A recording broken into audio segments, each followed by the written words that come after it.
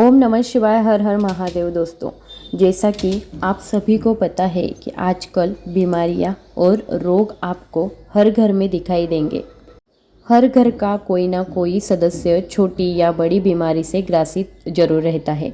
पूज्य गुरुजी ने अभी अपनी कल की शिव महापुराण की कथा में बताया है कि अगर आपके शरीर में या फिर आपके घर के किसी भी सदस्य के शरीर में कोई बड़ी या छोटी या गंभीर कोई बीमारी हो गई है, जैसे कि कैंसर, थायराइड, बीपी, किडनी या फिर शरीर में कोई अन्य गंभीर बीमारी हो गई है जिसका आप लगातार इलाज करवा रहे हैं, डॉक्टरों की सुबह शाम दवाइयाँ भी खा रहे हैं, लेकिन फिर भी आपको उसमें आराम बिल्कुल भी नहीं मिल पा रहा है, तो पूज्य गुरुजी ने कहा है कि आपको सिर्फ एक बेलपत्र और 2 शमी पत्र से शिवलिंग के ऊपर एक ऐसा अचूक उपाय करना है जिससे आपकी बड़ी से बड़ी बीमारी भी खत्म हो सकती है।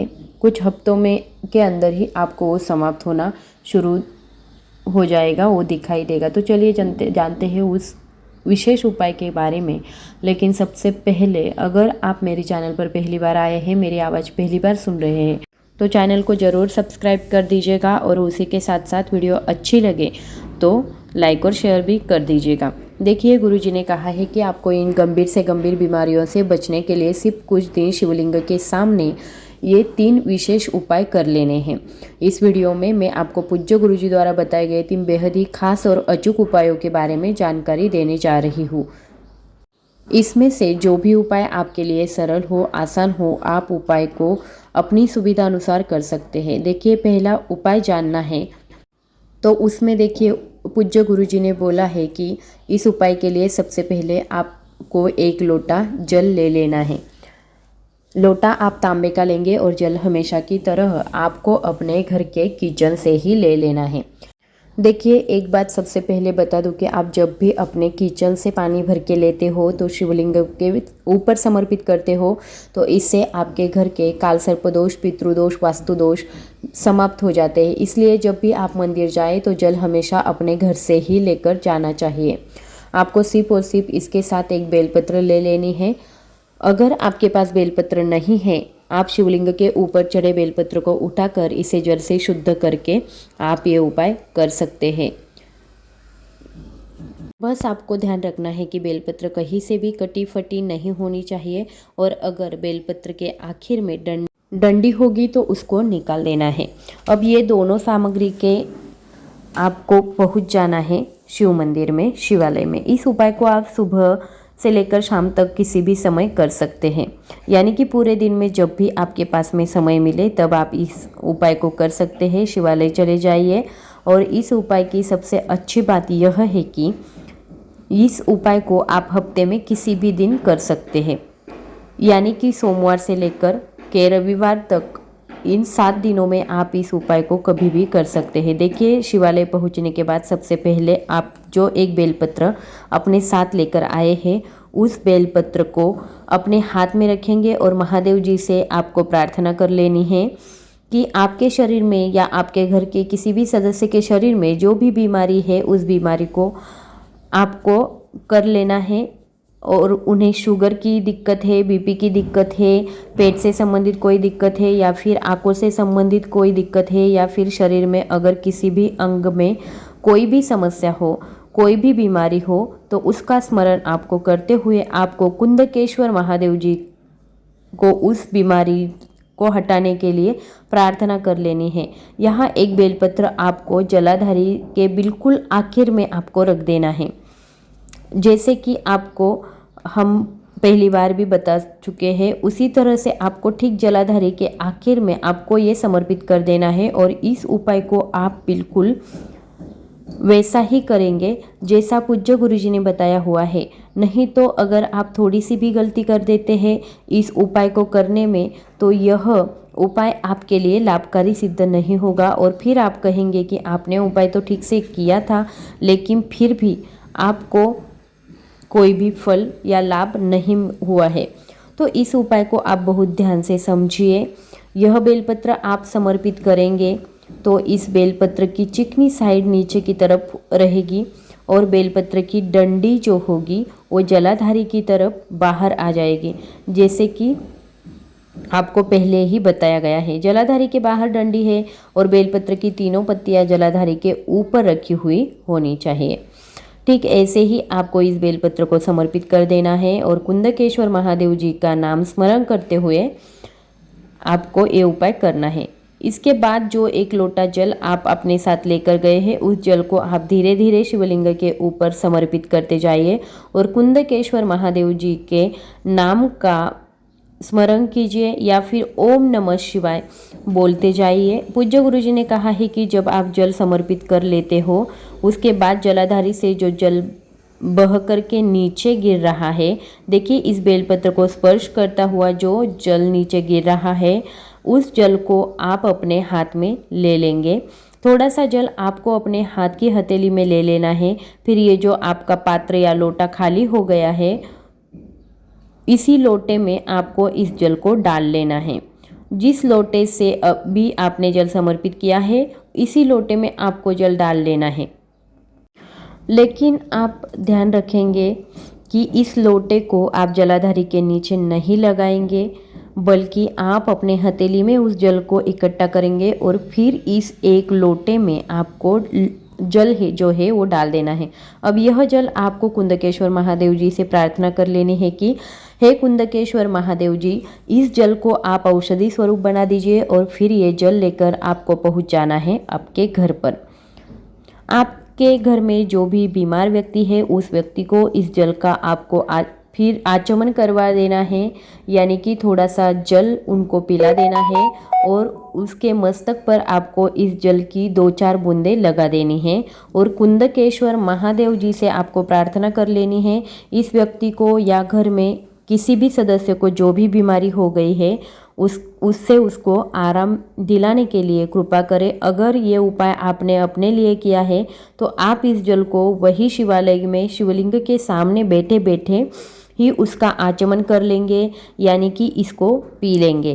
पूज्य गुरु जी कहते हैं कि इस उपाय को आप अगर कुछ दिनों तक लगातार कर लेते हैं तो आप देखेंगे कि कुंदकेश्वर महादेव जी की कृपा से आपकी बड़ी से बड़ी बीमारी भी कितनी जल्दी उससे आराम मिलता है, खत्म हो जाती है। इस विशेष उपाय को आप जरूर करिएगा। आप जानते हैं पूज्य गुरुजी द्वारा बताए गए दूसरे उपाय के बारे में, जो उन्होंने अभी अपनी कल की शिव महापुराण कथा में बताया है।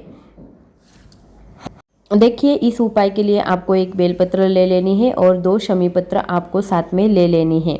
याद रखिएगा, बेलपत्र और शमी पत्र कहीं से भी कटी फटी टूटी नहीं होनी चाहिए। अगर आपके पास में बेलपत्र या शमी पत्र नहीं है तो आप शिवलिंग के ऊपर से बेलपत्र या शमी पत्र को उठाकर इसे जल से शुद्ध करके आप इसका फिर से इस्तेमाल शिवलिंग पर कर सकते हैं। इसी के साथ आपको ले लेना है थोड़ा सा लाल चंदन। देखिए, ये सारी सामग्री लेकर के आपको पहुंच जाना है शिवालय। शिवालय पहुंचने के बाद सबसे पहले आप जो 1 बेलपत्र अपने साथ लेकर गए हैं, उस बेलपत्र की चिकनी साइड जो होती है, देखिए बेलपत्र में 3 पत्तियां होती है।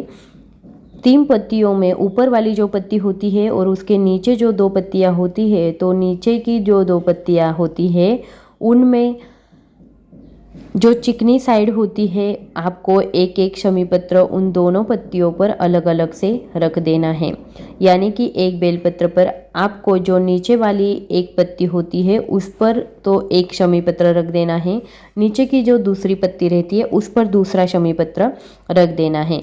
फिर इन्हीं शमी पत्र के ऊपर आपको लाल चंदन की 1-1 टिक्की लगा देनी है, यानी कि 1-1 बिंदी लगा देनी है। उसके बाद आपको यह 1 बेलपत्र ऐसे ही शिवलिंग के ऊपर समर्पित कर देना है, लेकिन आपको गतिमान भगवान जी के नाम का स्मरण करना है। देखिए, हनुमान जी के छोटे भाई जो है उनका नाम था गतिमान और पूज्य गुरुजी ने कहा है कि गतिमान भगवान का नाम लेकर ही आपको इस उपाय को करना है, क्योंकि आपकी बीमारी गतिमान भगवान स्वयं दूर करेंगे। इस उपाय को करने के बाद आपकी भारी से भारी बीमारी भगवान गतिमान की कृपा से समाप्त होना शुरू हो जाएगी। बेलपत्र के नीचे की दोनों पत्तियों के ऊपर शमी पत्र रखना है और उसके ऊपर लाल चंदन की टिक्की या बिंदी लगा देनी है।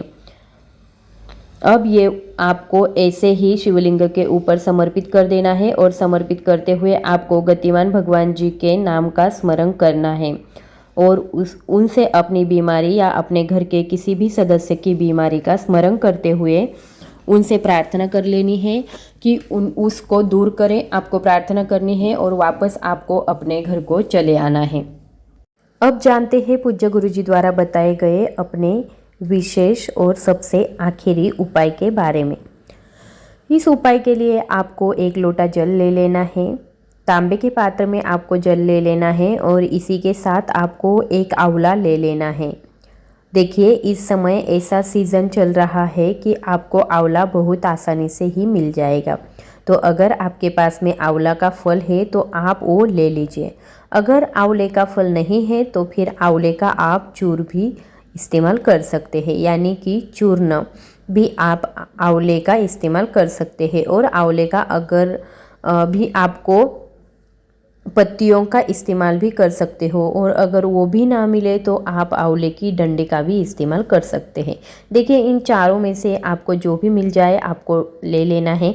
इन चारों में से अगर आपको आंवला मिल जाए तो आंवला ले लीजिए, पत्ती मिल जाए तो पत्ती, चूर्ण मिल जाए तो चूर्ण या डंडी मिल जाए तो डंडी, जो भी आपको मिल जाए वो ले करके आप इसी 1 लोटे को लेके थोड़ी देर जल में पड़ा रहने दीजिए और कम से कम आधे घंटे या 15 मिनट बाद आपको इसको निकाल लेना है। अगर आपने आंवला डाला हुआ है तो इसको आधे घंटे बाद निकाल लीजिए। अगर आंवले की पत्ती डाली है तो इसको जल में घुमा लीजिए और फिर आपको निकाल लेना है। अगर आपने आंवले की लकड़ी डाली है तो आप इसी जल में घुमा लेंगे, फिर वापस आपको निकाल लेना है। अगर आपने आंवले का चूर्ण या चूर्ण डाला है तो फिर आपको इसी को जल में पड़े रहना दीजिए। अब यह 1 लोटा जल आपको ले करके पहुँच जाना है शिवालय। पूज्य गुरुजी ने कहा है कि ये उपाय बहुत ही खास है क्योंकि ये उपाय आपको रात में 9:15 पर ही करना है, यानी कि रात में 9:15 बजे आपको इस उपाय को करना है। रात में 9:15 पर शिवालय में पहुंच जाइए और शिवालय पहुंच करके इस जल को आप धीरे धीरे शिवलिंग के ऊपर समर्पित करते जाइए।